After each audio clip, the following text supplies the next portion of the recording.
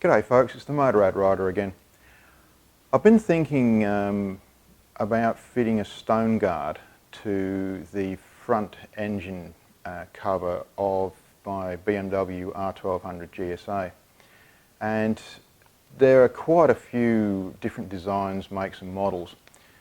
So I've been doing a little bit of research and I came up with this, which is the Altrider stainless steel front engine stone protection plate or protection plate.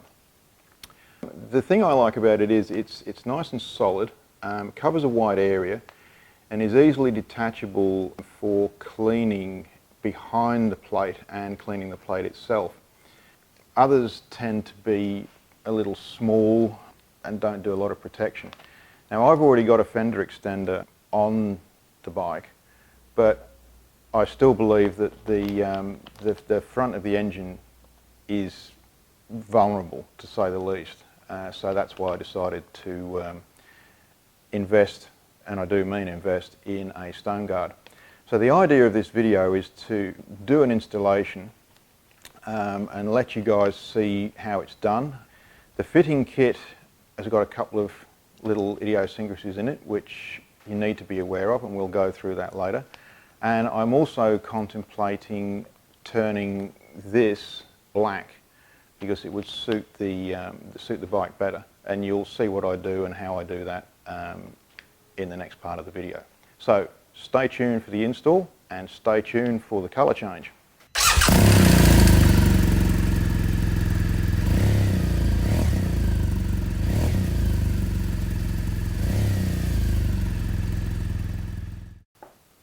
Right, here we go. This is this is a hopefully better shot for you of the stone guard itself. Brushed stainless steel, laser cut, quite thick as you can see.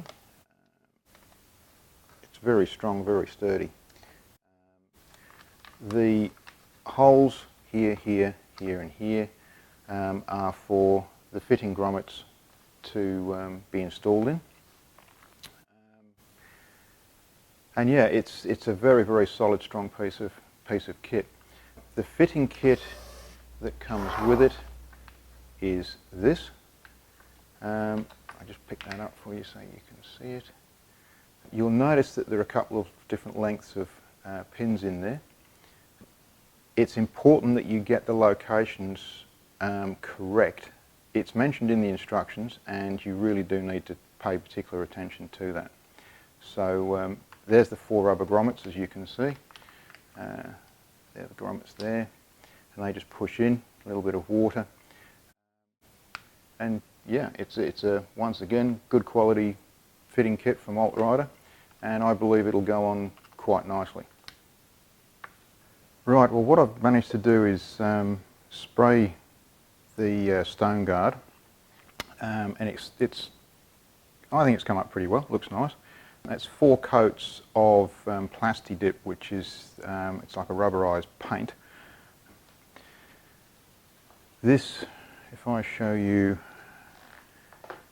that's the Plasti-Dip. It's around $30 a can, but it's pretty good stuff. It gives a good coating, and the thing I like about it is that you can actually peel it off when the surface gets damaged. If you'd have bought the black stone guard, I should say, if you'd have bought the black stone guard, it would get stone chips and you'd have to take it off and repaint it or whatever you were going to do. It would have cost more money in the first place, so I thought just to get the stainless steel one, as I said earlier, and use the Plasti-Dip to spray it so that I can at least patch it up. And we'll see how it wears and stands up to a little bit of abuse in the tyres. We've also got the studs, the mounting studs, and you'll notice that they're in the correct orientation for each particular lug. The long one goes in the 2 top, and the 2 shorter ones, 2 shorter pins, go in the 2 lower holes. And I've got my Motor Hansa 3/4 inch 3/8 drive, 3/8 drive ratchet with a T30 Torx bit, which you will need to undo the existing Torx screws in the engine. So, okay, so there we go. Without further ado, we'll move the camera over to the bike and we'll start pulling the Torx screws out. One thing too, when you're doing this on the bike, it is one screw at a time. So it's one screw out and you put the new stud in and you just work your way around. So anyway, we'll carry on with that and I'll take the camera over to the bike. Okay, here we go.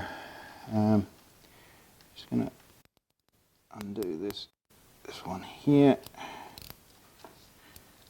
They're not overly tight. So just back that out. We do them one at a time. This, as I say, T30 and the long 61 goes in there. So that just goes in finger tight, and then get the 10mm spanner. Make sure it's a nice close fit. And there we go. Once again, not He-Man tight. Just move that out of the way. And we'll back this one out.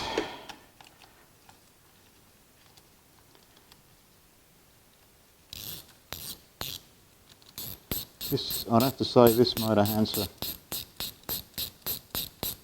socket is really good. It's great, makes life easy.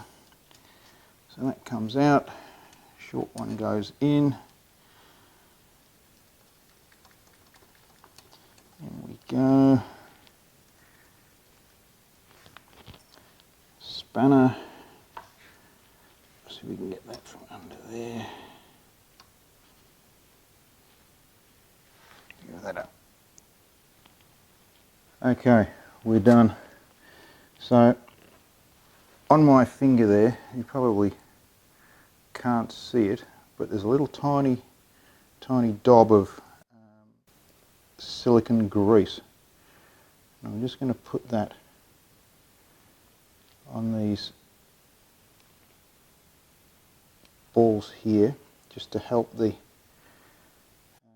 rubber grommets slip over easier. Okay, I'm just going to nip round to the other side. You don't need very much of this stuff at all. It spreads like crazy and it's really good. It's also the reason I used gloss paint rather than matte, because it doesn't have such a high friction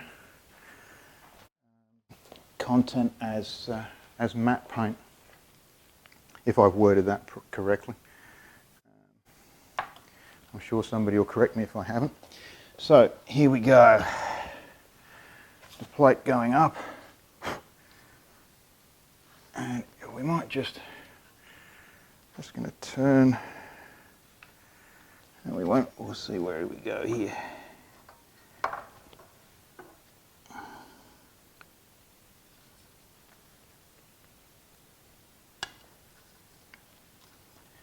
Snip round, do the other side. Don't need to, it's on. Okay, that's it. And I reckon that looks pretty schmick myself. Yeah, quite happy with that.